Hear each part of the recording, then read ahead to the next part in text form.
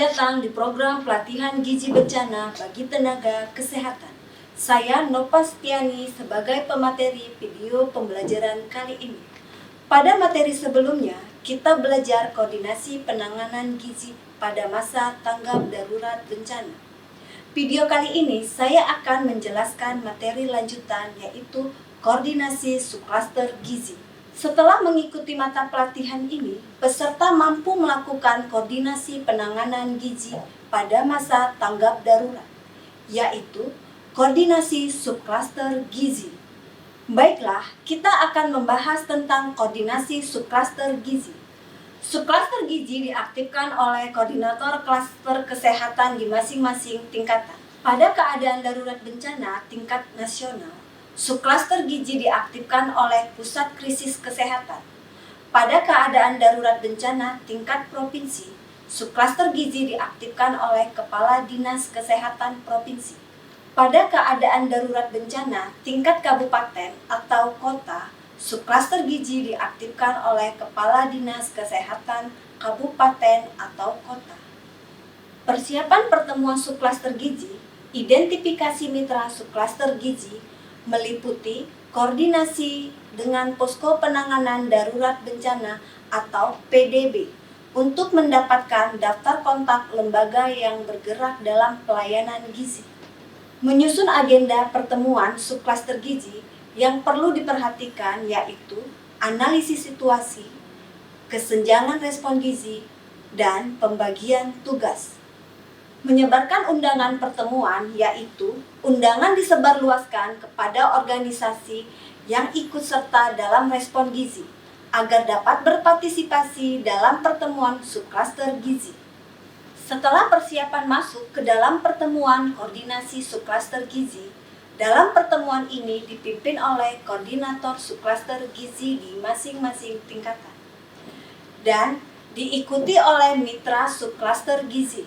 Pertemuan koordinasi subklaster gizi dilaksanakan secara rutin selama masa tanggap darurat. Sebelum pertemuan subklaster gizi dilakukan, lokasi sekretariat subklaster gizi perlu ditetapkan sebagai pusat koordinasi subklaster. Lokasi tersebut dapat ditetapkan menyesuaikan dengan situasi dan kondisi di lapangan. Pembahasan subklaster gizi dalam sistem komando penanganan darurat bencana tingkat provinsi atau kelompok kerja meliputi pemberian makan bayi dan anak atau disebut PMBA, pencegahan dan penanganan gizi kurang dan gizi buruk, suplementasi gizi, dan dukungan gizi pada kelompok rentan. Koordinasi lintas program yaitu 1. Pelaksanaan Rapid Health Assessment Gizi klaster kesehatan. 2.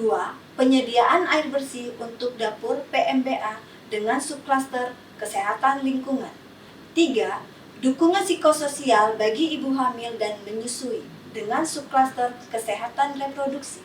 4. Memastikan terlaksananya suplementasi zinc untuk penanganan diare, pemberian obat cacing bagi balita dan imunisasi dengan subklaster pelayanan kesehatan.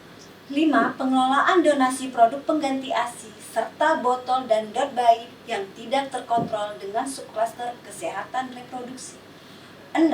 Promosi kesehatan kepada ibu hamil dan menyusui dengan subklaster promosi kesehatan. 7. Pemenuhan asupan gizi bagi penderita penyakit dengan subklaster pelayanan kesehatan. 8. Pelaksanaan penapisan bersamaan dengan kegiatan imunisasi massal dengan subklaster pelayanan kesehatan. Koordinasi lintas sektoral meliputi 1. Dinas sosial yaitu A. Memberi dukungan terkait pemantauan donasi, produk pengganti ASI, botol dan dot bayi yang tidak terkontrol. B. Pengawasan kualitas donasi makanan dan minuman. C. Dukungan transportasi untuk alat dan bahan terkait tata laksana gizi kurang dan gizi buruk. D. Dukungan transportasi untuk obat suplementasi gizi, antara lain makanan tambahan, vitamin A, tablet tambah darah. E. Memastikan ketersediaan bahan makanan, penyediaan peralatan masak dan alat saji untuk penyelenggaraan dapur PMBA. F. pemantauan dan pelaporan pengelolaan donasi produk pengganti ASI, susu formula, botol, dan dot bayi yang tidak terkontrol, serta kualitas makanan dan minuman. G. Koordinasi pelaksanaan penapisan dan rujukan balita gizi kurang dan gizi buruk di pengungsian. H. Pelacakan aktif dan deteksi dini balita gizi kurang dan gizi buruk oleh masyarakat di pengungsian. 2. Dinas Pendidikan, yaitu A. Memastikan terlaksananya distribusi makanan tambahan untuk anak sekolah. B. Koordinasi terkait pemberian tablet tambah darah untuk remaja putri. 3. Dinas Pemberdayaan Perlindungan Anak dan Pengendalian Penduduk atau DPP-APP. A. Menyediakan pos ramah perempuan dan anak di lokasi bencana. B. Memberikan layanan penanganan kekerasan kepada anak, perempuan, dan kelompok rentan di lokasi bencana. 4. Dinas Bina Marga, yaitu menyediakan sarana dan prasarana bagi kelompok rentan.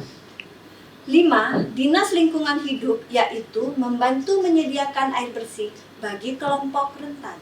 Demikian paparan tentang koordinasi subklaster gizi. Semoga ilmu dan materi yang telah didapatkan bisa bermanfaat dan diterapkan pada kehidupan sehari-hari. Sampai bertemu di program pelatihan gizi bencana dengan pembahasan materi yang lain. Terima kasih.